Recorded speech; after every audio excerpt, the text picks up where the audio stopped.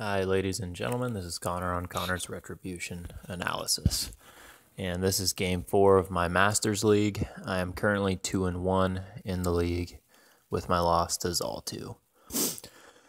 So this is against Child in Dark Menagerie with 3 Clocks, Skin and Moans, Cage Rager, a couple of Crabits, Gorehound, the Rattler, and a bunch of Gremlin swarms. I really do not like this matchup. I start realizing it when my opponent wins the dice roll with a solid 6 and says, I'll go second. And I'm like, that's kind of surprising. He could really be grabbing map presence and all that. But then I started actually thinking about it. He out-threats me, out-hits me.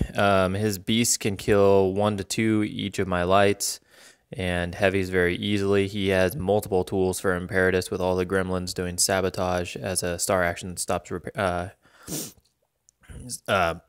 stops him from healing damage. And also the entropic force from the death knell if he can apply that. So there's lots of... Also... He brings ruin and sacrifices as his Arcana. So I've got a turn of lock the target where nothing is really going to happen. And it's Dark Menagerie, so my Trident won't be doing really much damage to anything. And he can use that as a way of triggering Arcana pretty reliably. So... Okay, I'm going to go first. I fleet and run all my Griffons. I send my Trident up the right, which was a deployment error. When I put my Trident on the right, he deployed all of his stuff over on this side. So my Trident really is kind of blocked out with my deployment, so it has like nothing to do over here. I should have caught that on turn 1, and I should have run it to right here, because then it can go out and it can do some slams. And it can shoot some stuff and actually be useful and get in the way. But as it is right now, it's sitting on a flank, shooting in at stuff that just doesn't really care about being shot by it. So mess that up. That's not great. And I think it was a pretty good move to go second. There's not really... No matter what, I mean, whether it's first or second, he's going to choose kind of where the engagement is. And I think that was pretty insightful for him to realize that and want the advantage of scoring first. So, his turn. He just runs his stuff up the field, and he's got a Griffon in range of Skin and Moans, which I'm really, debating taking. He ran a Gorehound over here, trying to pull some Griffons just out of the way. Otherwise, it gets to run around and play in my backfield. He's already positioned a Gremlin swarm over there and some Gremlin swarms over here blocking landing spots and one behind the house. Gremlin swarms are a really big problem for me because I have only a couple sources of magic weapons. Magister's fists, Manticore's gun, Imperitus's swords, and Vyros' 2 sword and gun. And they have stealth, so it's going to be hard to shoot them. They're going to be a real pain in the butt to get rid of. So I'm looking at this turn thinking, I really do not want to charge in here. I'm going to lose focus on the charge. It's going to take me too long to build up synergy. I'm not going to kill any of those clocks. And I might kill the Skin and Moans, but it's just not... I don't think it's great. He's going to get Wrath on all his beasts. It's going to be an amazing Wrath turn. And they're all going to be under Death Knell, so I'm not going to really get much done. It doesn't really feel great. So in this situation, I decide to play a dangerous game where I trade scenario points for attrition and potentially making good plays. And just try and buy time to get a better engagement. And what that looks like is me sending Griffons over to kill this Gorehound, but still be looking this way through the forest. And then putting Magister behind. I really like this forest for Magister. Putting Magister on the flag right here, hanging out, and bringing Vyros 2 back and out of 13 of this clock, and putting Imperitus within 13 of this clock to hopefully bait a bad engagement, but in range of nothing else, and everything else just backs up and stays out of range of everything. So that, oh, sorry, when I kill this Gorehound, I was still debating my line of play. I need to back up. I kill this Gorehound, and I was debating, should I go in and try and kill a Skin and Moans, or should I not go in and try and kill a Skin and Moans? Because right now the thing is armor 19, and a Griffon, you know, like one Griffon that builds up synergy with a full stack on the Skin and Moans is going to mess it up a little bit. Second Griffon that goes in under a full synergy should be able to finish it off. I'm debating that. But that involves me committing 4 Griffons. As soon as he pops Wrath on this Gorehound, just nope. I have no interest in a Cage Rager and 3 Clockatrice and Child with Wrath walking into the party and hosing my entire army that's laid out on a platter in front of it. And just, yeah, not on my to-do list. So that's when I'd make the decision to back up. And we have a map that looks like this. And I am basically, I mean, he was going to get this, and he was going to get this flag no matter what. There's nothing I could put over there to contest that he would not score. But I also only have 1 Griffon in this center zone. So that, and that Griffon is within 13 of the clock and within range of the Skin and Moans. So I'm kind of hoping to get some bait there. Try and tempt him into scoring 3 points. Also, one of the reasons why I'm making this scenario play is because besides Gremlin Swarms, which I hopefully can deal with, I have the Magister over here, and I have Imperitus over here, and Vyros kind of to pick up things in the middle. Hopefully, I can get some scoring done, but besides that, he doesn't really have anything that can contest scenarios that isn't valuable. I mean, he's got Crablets and a Rattler that don't have much effect in this game, but I think they're going to run out pretty quick. So I'm hoping I can get some meaningful pieces traded for me for contesting scenarios so that he can score and get ahead. And then hopefully I can just take the board and have it so he doesn't win on scenario. But with so over here, this clock is within 13 of Imperitus. And then he says to me, I think I'm going to kill Imperitus. And I'm looking at it like, clocks are good. But, you know, even if it's abused and enraged, it's probably not going to kill Imperitus. It's very unlikely, extremely unlikely to kill Imperitus in one go around because it's out of range for its tail attack. So it's going to have a free charge and 4 Fury because of Wrath, 5 attacks, and it's going to need 7s to hit. And it's going to be straight dice. It's just not going to do the 51 boxes and going to the void that it needs to get through that. It's going to probably miss some, and it's only averaging like 35 damage, even if it does hit all of them, not 51. But then he brings Baron up and uses Spell Slave to put Abuse onto this clock, and the clock walks over the house. Because it has flight. And I'm like, oh no. And then the dice on that clock go nuts. He hits every single one of his 8 attacks.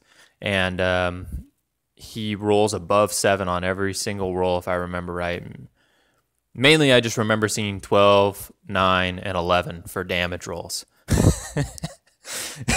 Imperitus is left with 4 boxes left. And still has Phoenix Protocol to pop. And I just like, oh my goodness, that absolutely blows. So my opponent's feeling pretty good, and I'm feeling not so great. Because if I lose Imperitus, this is really not great.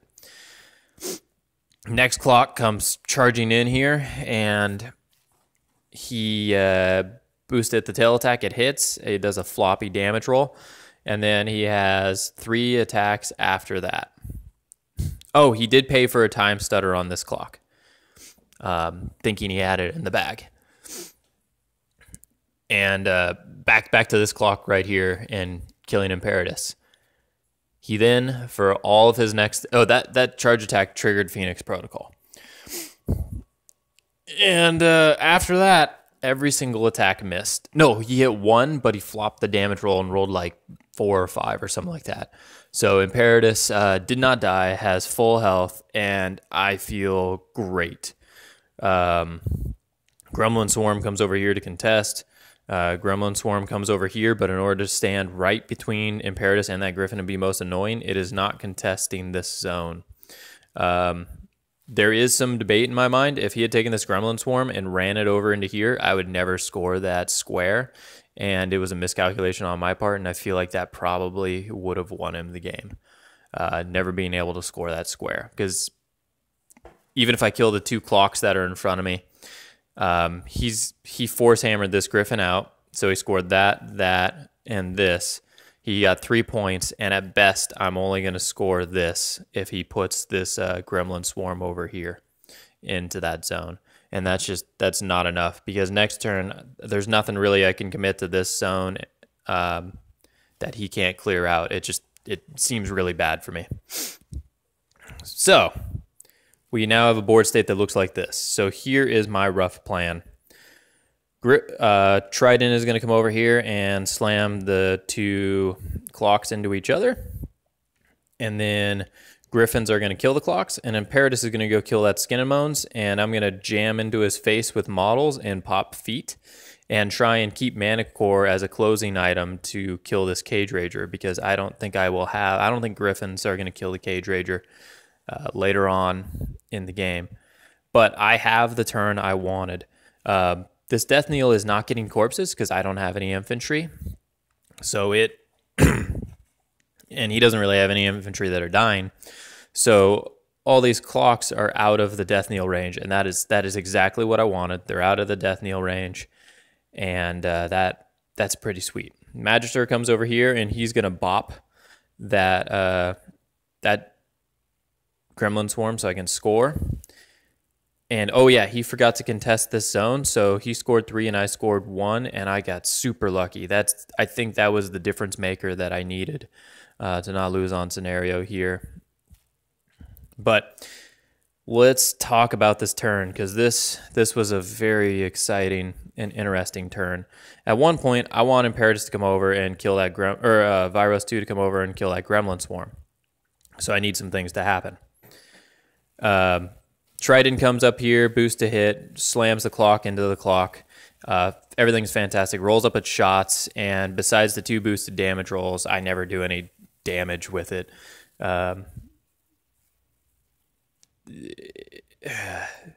Tridents are amazing, and then there are just some games where they're just meh.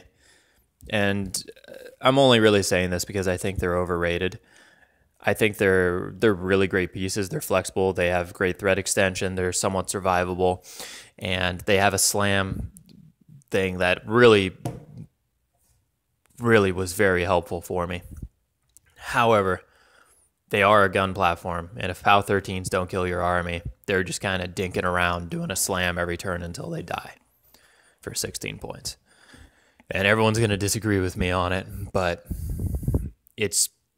I think this is like the 3rd game, 4th game now I've played with Tridents where if I was running 2 of them, it would have been a mistake.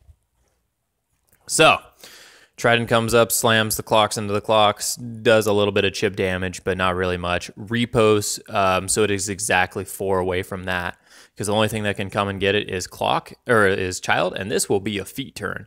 So yes, I will get things over there to kill Child if she uses her focus or her fury to kill the Trident over here. So, with a Trident over here contesting that, I'm hoping he won't be able to score it. Trident is also in this zone, scoring this zone, so that's fantastic. Now my Griffins start walking up and bashing onto... first off, this Griffin over here walks up and... No, I even have to back up before that. Rules debate question. Can you hit an incorporeal model to build synergy with a non-magical melee attack, just not do any damage? Because under incorporeal, it just says this model is immune to non-magical damage. So I would assume because it's immune to non-magical damage, I can still hit it right. Anyhow, that's how we ruled it. I need to look further and to see if that ruling is correct. If anyone can tell me or give me the skinny on if that's legal or not, that would be wonderful and save me a lot of time. And I'm kind of spoiled by being able to get these rules questions answered. Anyhow, I have 2 Griffins over here. Smack that Gremlin Swarm to build up some synergy. This Griffin over here walks up and it beats on the clock. It cripples an aspect. It hops over to here. I don't want him to trigger sacrifice and screw up my plan, so I'm doing 1 clock at a time. So then this Griffin over here, no. Oh, I'm sorry. The Trident made it flop over to there. And then this Griffin walked over here and beat the crap out of the clock that was right there. And then the clock flopped back to its original spot right here with its time stutter. And yeah, wasn't great. This Griffin right here activates, and it's under time stutter, and sabotage from the Gremlin Swarm will make it so that it is only speed 2, and it walks over and smacks the crap out of the clock and I believe kills it. Yes. Now it's time for me to lock the target on this last clock, so that way this Griffin can reliably kill it. So I walk over to here. I do lock the target. I am within 14 of Mr. Child, and he triggers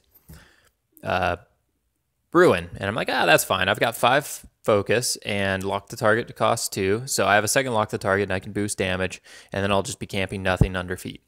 But if I kill these 2 clocks, there will be nothing to threat Vyros to. And then it's like, synergy falls off. And I'm like, oh no. Ruin clears upkeep spells in the control range of Child. So basically, there's only a couple models left. Synergy has dropped. I use my last 2 focus and I camp 1 to put up whatchamacallit, synergy again. And the last things that I have to activate are Imperitus, a Griffin, and Manticore. I did not want to commit Manticore, so now I'm thinking, okay, this Griffin goes screaming across the board, builds up synergy. Manticore goes screaming across the board and is throwing away his life to build up synergy. 2 synergy are built up. This Griffin is fully loaded under concentrated power, walks up to the party, and I'm just desperate here and hoping that he doesn't realize what I want to do with Imperitus, or maybe Imperitus can still like sidestep to a spot where he can finish off the clock and get the skin and moans, which is a possibility. But the Griffin, every single damage roll does well, and that clock's already damaged from the Trident and from the boosted damage rolls of the Trident. I think I did like 7 damage to it. The Griffin doing well is leaving 1 box on each aspect with each one of its rolls for its first 2 hits. And then on its 3rd hit, leaves 2 box in aspect. And then I buy and I boost damage on my last one, and I roll on 3 dice. I roll the exact 4 that I needed to kill it. so never got a chance to time stutter, and I got super, super lucky. And then Imperitus activates. The sabotage from the Gremlin Swarm makes it so that he's -2 speed. He still has the speed to get to this skin and moans, and I roll double 1s on the charge attack. But my second attack hits, and I sidestep to right here, and I put the skin and moans into the dirt, and I have 1 extra attack I put into Cage Rager. If I had hit that charge attack roll, I probably would have had 2 extra attacks to put into Cage Rager, and then I think it would be in a spot where Griffins can kill it the following turn. But that turn went fantastic for attrition. He just has a Cage Rager, clock, and Child left. I scored this. Oh, my Magister hit the Gremlin Swarm, but rolled a 4 on damage, which left it on 1 box, which was unfortunate. Feed is up. I'm contesting all the zones, and I'm hoping that if this clock comes up and kills this Griffin, Manticore can slide right into its place, and that would be pretty pretty freaking fantastic. So his turn. Cage Rager walks over, seeing what I am going to be doing, beatbacks this Griffin out of the zone so that he can score it, and beats it up pretty good. And then Child walks over to Imperitus, kills Imperitus the rest of the way dead, and also beats up on that Manticore a little bit. And then when he kills Imperitus, he mentions that he wants to take this Rattler and throw them all into those Griffins just to hurt my focus pool. And I don't think that actually matters, since I'm just going to be doing a crap ton of empowers, and I don't plan on having much of this anyways. But it still doesn't seem like something I want to happen. So I move... and at this point, this Gremlin Swarm and this Gremlin Swarm have run over and sabotaged the Trident and done 10 damage to it. So I move this Griffin over to block the Rattler so that he can't throw them, and also to contest both these zones a little bit more meaningfully. But then Clock comes in to kill this Griffin over here, and dice just kind of fail him on the hit rolls. He misses like 3 to hit rolls and leaves the Griffin on a couple of boxes, and it's like, okay, that's cool, I guess. And we end up with a board state like this. And I'm pretty surprised. I thought he was going to do a lot more damage. So over here, the plan is assassinate Child, who is on a 2 camp. Griffin builds up synergy here. This Griffin steps back to be exactly in Vyros 2's 12-inch range because he got beat back out of range by the Cage Rager. He smacks the Cage Rager a little bit since it's low defense to build up synergy. And then synergy pool is to 2. Manticore gets fed up by some stuff. Vyros 2, I figure I'm all in at this point. I don't need to be, but it feels really, really reliable since I have 4 Griffins that are going to be fully loaded. I can commit into that Child. He does Easy Rider, charges this Crabit, kills this Crabit, Sacrifice heals everything back up. Sacrifice gets triggered, but he cast Easy Rider and he backed up. Then this Arcanist can get to a spot where it can put concentrated power onto Manticore. This Arcanist comes over and puts concentrated power onto this Griffin. And Manticore activates and starts smacking on Child. The first hit hits him and does like 9 damage that he transfers to Crabit. Crabit dies. And then he does a retaliatory strike on Manticore and cripples both of his arms. So Manticore just starts buying attack with 1 dice. He needs a 4 to hit on 1 dice. He hits it. And then it's straight dice from there. So I think he does another like 5-6 damage after that.